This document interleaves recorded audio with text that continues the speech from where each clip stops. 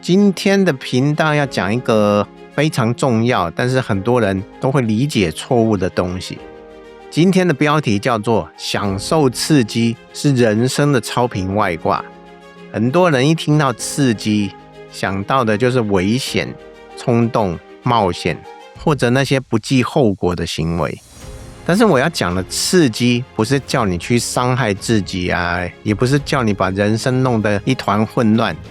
真正的刺激是你主動走出自己早就習慣運行的速度，讓生命重新感覺到我還活着。你們有沒有發現，一個人活久以後，真正讓他衰老的往往不是他的年紀，而是所有事情都已經可以預測了。每天同一個時間起床，走同樣的路，見同樣的人，處理同樣的事情，講同樣的話，回到同樣的房間，滑同樣的手機，最後在同樣的情緒裡睡着。第二天又重播了一次。你以為你活了一年，其實可能只是同一天重複了365次。身體還在移動，人生卻已經早就停止更新了。這就是為什麼有些人明明什麼都不缺，卻活得越來越沒有生命力。他沒有明顯的痛苦，也沒有遭受什麼重大災難，但是他就感覺不到興奮，感覺不到期待，感覺不到自己正在前往任何地方，因為他的人生的生命已經進入了省電模式了。所有的事情都在安全範圍裡面運行，所有的風險都被降到最低，所有的未知都被提前排除，看起來很穩定。其實際上靈魂已經開始休眠了。人不是只需要安全，人同時需要未知、挑戰、變化、突破，以一種我不知道下一秒會發生什麼的生命張力去生活。當一個人長期沒有這種張力，他就會開始在別的地方製造刺激。有些人開始沉迷短影音，因為每10秒就有一個新內容。有些人開始沉迷購物，因為下單的瞬間會產生期待。有些人開始反覆進入不健康的感情，因為穩定的關係讓他覺得無聊。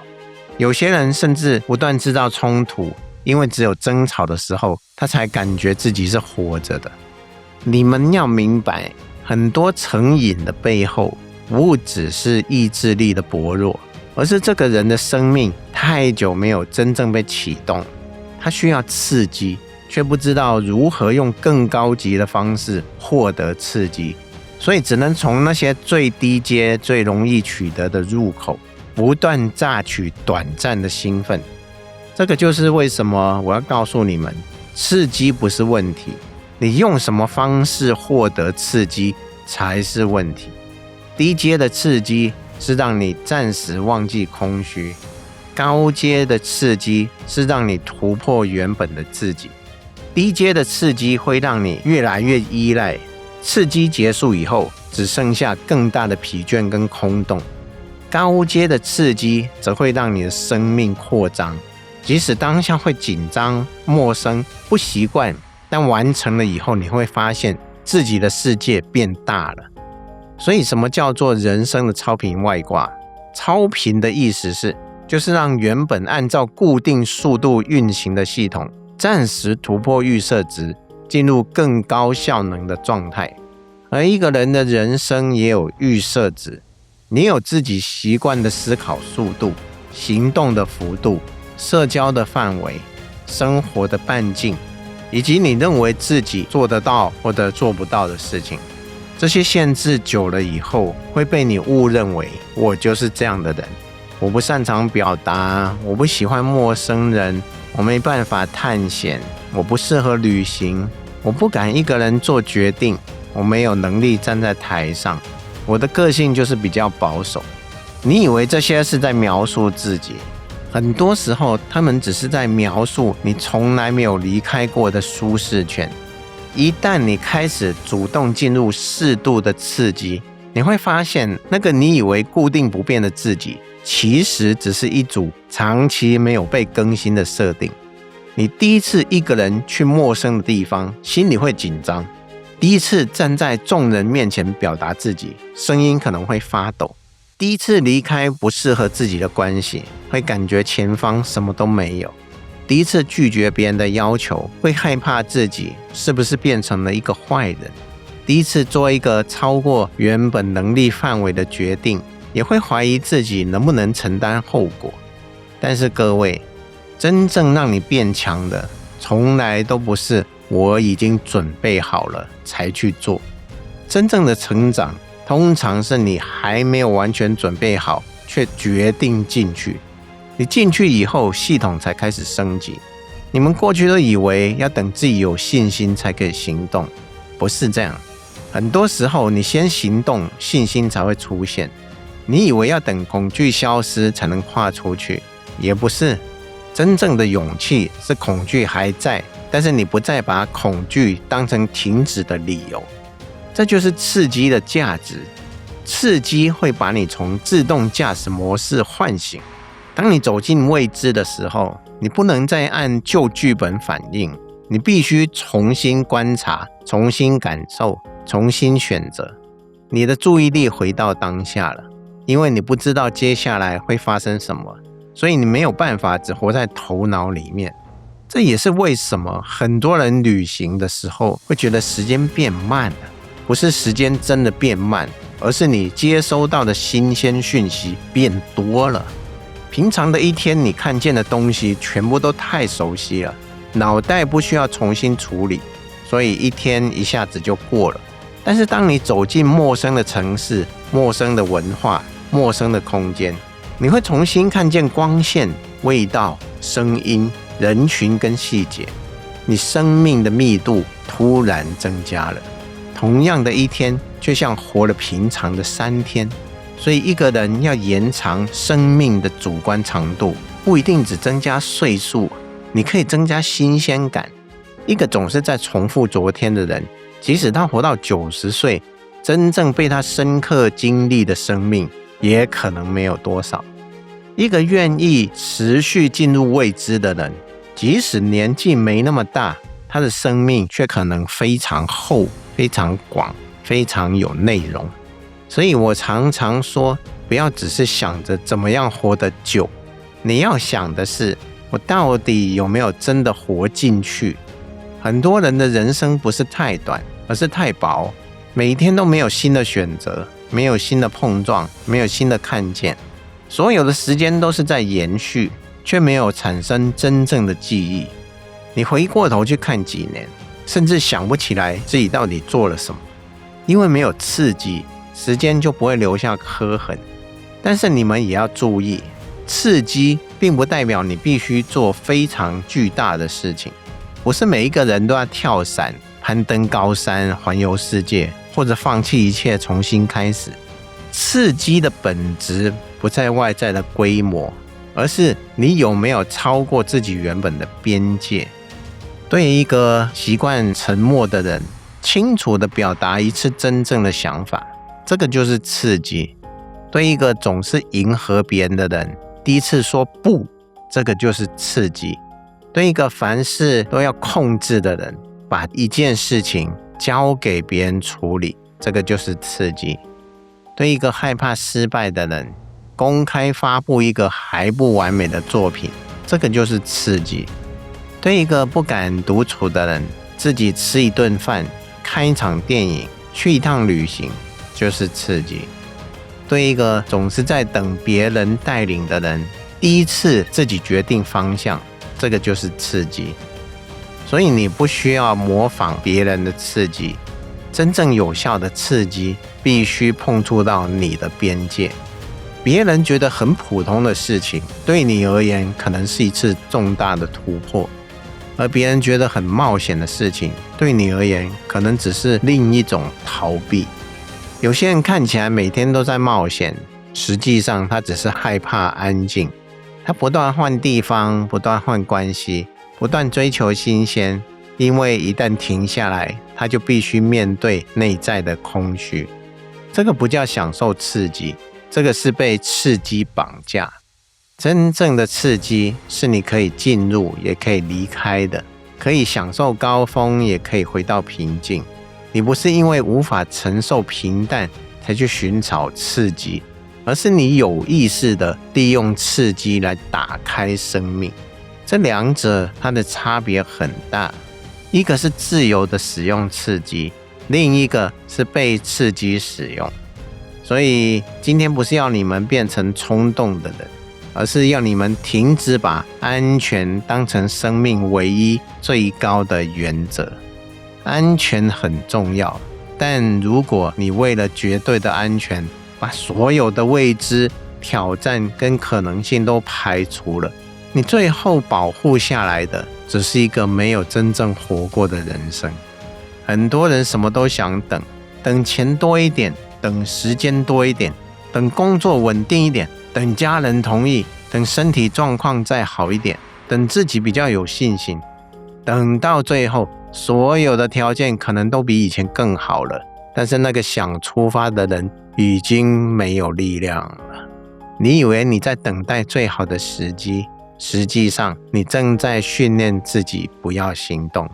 每拖延一次，系統就更相信留在原地是安全的，跨出去是危險的。久了以後，你不是沒有機會，你是連看見機會的時候都會本能的退後。所以你們要有意識的安排刺激，不要只安排工作，不要只安排責任，也不要只安排那些可以預測結果的事情。你要定期去做一些沒有實用價值，但是能夠喚醒生命的事情。去一個你沒去過的地方，學一項跟工作無關的能力，跟一個不同領域的人深入談話，去穿上你平常不會穿的衣服，嘗試一種從未接觸過的藝術，參加一個你本來就覺得自己不屬於那裡的場合，甚至走一條你平常不會走的路。不要小看這些事情，生命不是只有靠重大事情才會改變。很多時候，你只是讓系統第一次知道，原來我不必永遠按照一種方式活着。這個訊號很重要，非常重要。當你有能力去改變微小的習慣，你才有可能改變巨大的命運。一個連每天坐在那個位置都不願意改變的人，很難在真正需要轉彎的時候做出新的選擇。所以不要一直等待人生主動給你刺激，因為人生主動給你的刺激，那通常都叫做意外、失去、疾病、背叛、危機。當一個人長期拒絕主動去更新，生命有時候只能透過強制的方式打破它的停滯。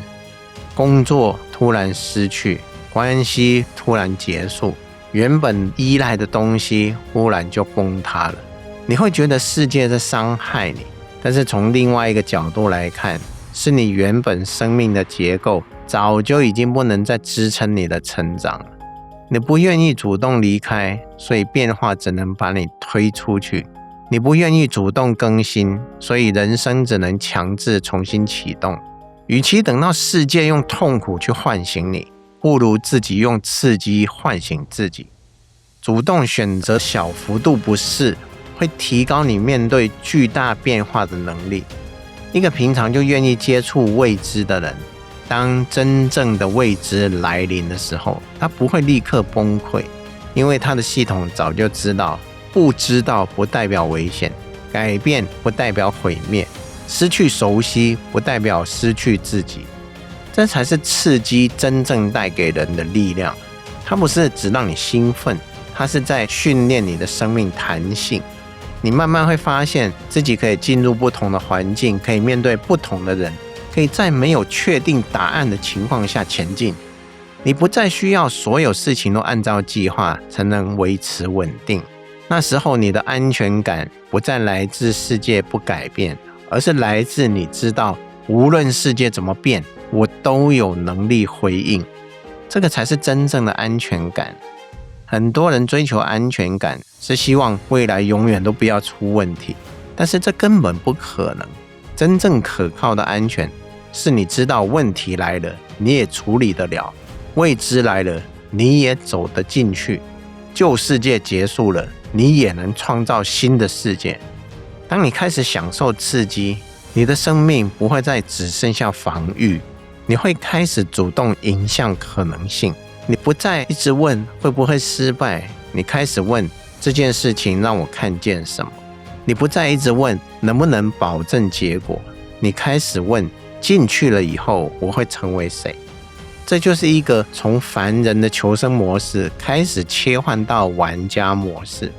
凡人只想避免損失，玩家願意交換經驗。凡人看見未知，首先想到危險；玩家看見未知，首先想到地圖還沒被打開。凡人希望人生不要出現任何意外，玩家知道真正值得記住的故事往往都不是按照計劃發生的。但是我還是要提醒一次，玩家不是賭徒，玩家不會用生命去證明自己勇敢，也不會把無知包裝成冒險。真正的高階刺激一定包含覺察、評估跟承擔。你知道風險在哪裡，知道自己能夠承受多少，也知道什麼情況下應該喊停。沒有界限的刺激叫做失控，有意識的刺激才叫做超頻。超頻不是永遠維持最高的速度，任何系統長期超頻都可能過熱。真正懂得生命的人，知道什麼時候衝刺，也知道什麼時候降速，知道什麼時候該進入未知，也知道什麼時候回來整合。刺激與安靜不是敵人，刺激負責打開你，安靜負責讓你消化。刺激讓你看見新的世界，安靜讓新的世界成為真正的你的一部分。一個只刺激不整合的人，最後會變得浮躁；一個只安靜不突破的人，最後會變得停滯。真正完整的人生是動跟靜都有，是高峰跟平原都有，是出發跟回歸都有。所以今天你們可以問自己一個問題：我的生命究竟有多久沒有出現真正的新鮮感了？